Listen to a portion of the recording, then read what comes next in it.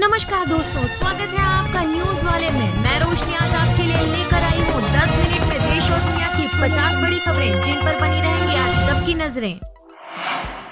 देवबंद मदरसा में 7 साल से रह रहे बांग्लादेशी छात्र को एटीएस ने हिरासत में लिया। पाक कनेक्शन की भी आशंका। एटीएस सूत्र बताते हैं कि ये छात्र बांग्लादेशी नागरिक है जो पहचान छिपाकर फर्जी दस्तावेजों के आधार पर वर्ष 2015 से देवबंद में रह रहा था। पाक पीएम की सऊदी यात्रा, चोर चोर कहकर शहबाज शरीफ को देखते ही मदीना में लगे नारे। पुलिस ने आरोपियों को किया गिरफ्तार। मायावती बोली, मैं सीएम पीएम बनूं या ना बनूं, लेकिन यूपी में अब कोई सपा का मुख्यमंत्री नहीं बन सकता। अब यूपी में सपा का सीएम बनने का सपना कभी भी पूरा नहीं हो सकता।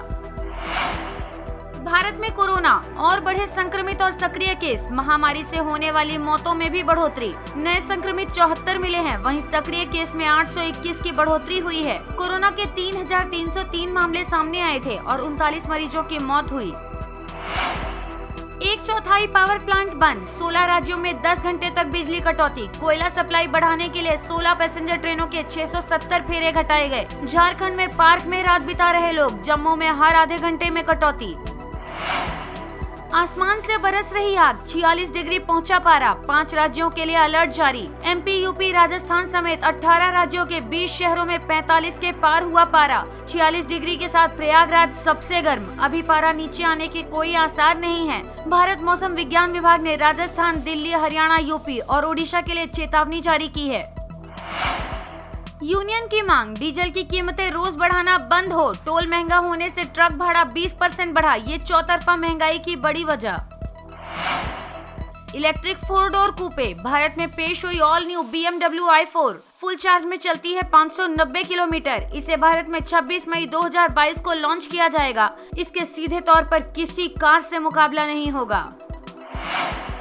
सोना चांदी की कीमतों में गिरावट। 51,000 के करीब आया सोना। चांदी भी 64,000 के नीचे आई। सोना 485 रूपए सस्ता होकर 51,264 रूपए पर आ गया है। वहीं चांदी की बात करें तो ये 1,286 रूपए सस्ती होकर 63,991 रूपए प्रति किलोग्राम पर आ गई है। 10वीं पास युवाओं के लिए आर्मी में निकली भर्ती। रिटन टेस्ट के साथ फिजिकल के आधार पर होगा सिलेक्शन। 19,900 रूपए मिलेगी सैलरी। स्कूल के लेक्चरर्स के लिए 5 मई से करें अप्लाई। आरपीएससी ने 6,000 पदों के लिए निकाली भर्ती। लास्ट डेट 4 जून। एग्जाम से होगा सिलेक्शन।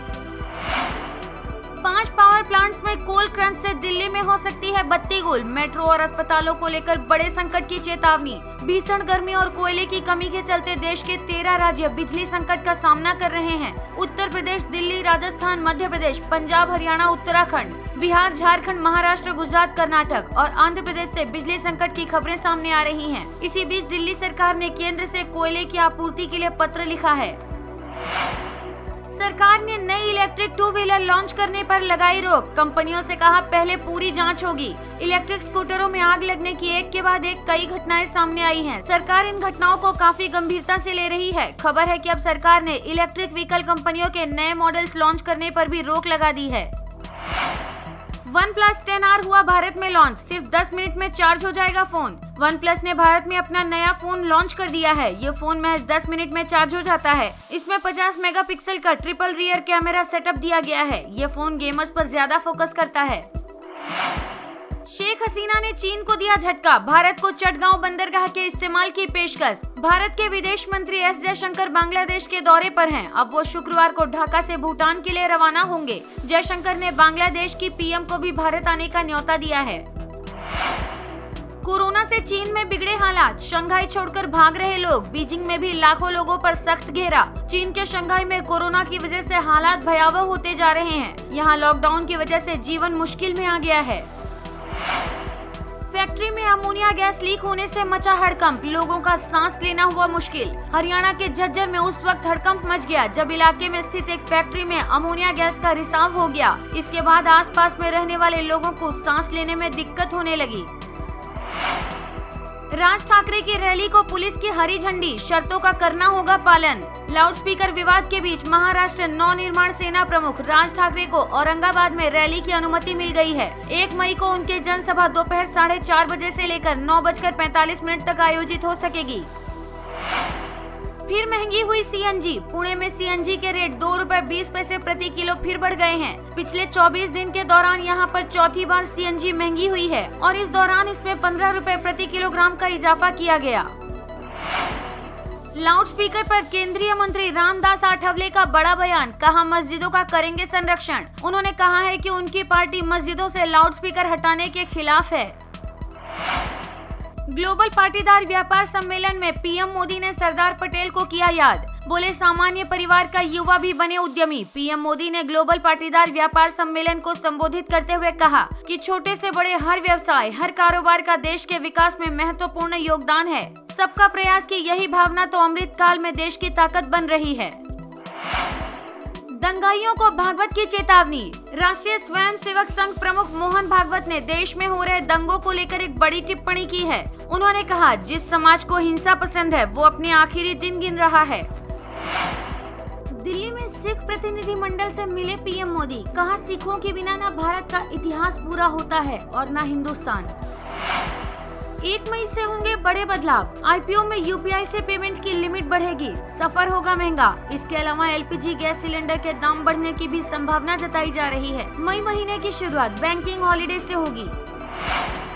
मार्च निकालने पर भिड़े शिव सैनिक और खालिस्तान समर्थक, जमकर चली ईंटें और तलवारें। प्रशासन ने कर्फ्यू लगाया। सिख और हिंदू संगठन भिड़े, फायरिंग, पत्थर और तलवारें चली। रात का कर्फ्यू लगा, धारा 144 लागू। पटियाला में शुक्रवार को जुलूस निकालने पर बवाल हो गया, 2 गुट आमने सामने हो गए। इस दौरान दोनों तरफ से जमकर पत्थर चले।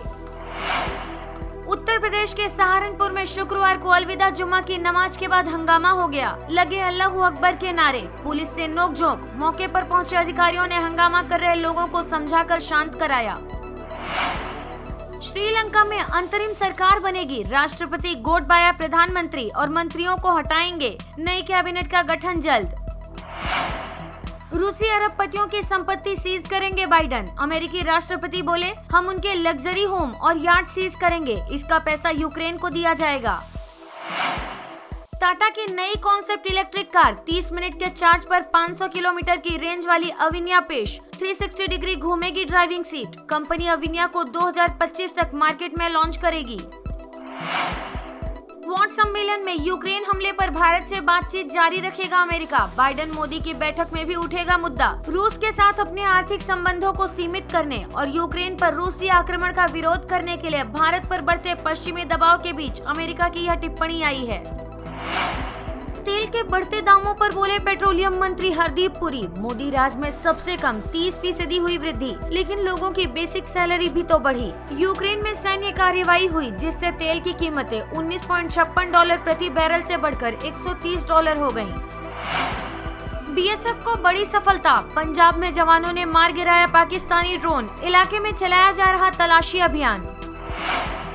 5 साल बाद अपनी मां से मिलने जा रहे योगी। 27 दिन पहले परिवार ने कहा था महाराज एक बार मिल लें। पिता की मौत पर भी नहीं आए।